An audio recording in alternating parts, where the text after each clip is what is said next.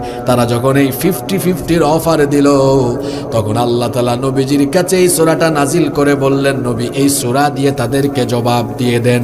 যারা পারেন আমার সাথে পড়েন, কুল ইয়া আইয়ুহাল কাফিরুন লা আ'বুদু মা তা'বুদুনা ওয়ালা আনতুম আবিদুনা মা আ'বুদ ওয়ালা আনা আবিদুম মা আবাদতুম ওয়ালা আনতুম আবিদুনা মা আ'বুদ লাকুম দীনুকুম ওয়ালিয়াদিন।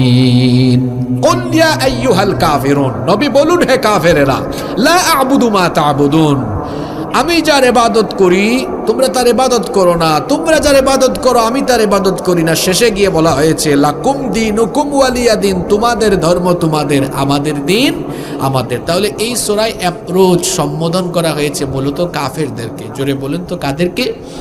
ইয়া আইয়ুহাল কাফিরুন। আবার কোরআনের কোথাও কোথাও সব মানুষকে সম্বোধন করে বলা হয়েছে, কোথাও ইয়া আইয়ুহান নাস, কোথাও ইয়া আইয়ুহাল ইনসান। যেমন সূরা ইনফিতারে আছে ইয়া আইয়ুহাল ইনসানু মা গাররাকা বিরাব্বিকাল কারীম। আবার এই সূরায় বলা হয়েছে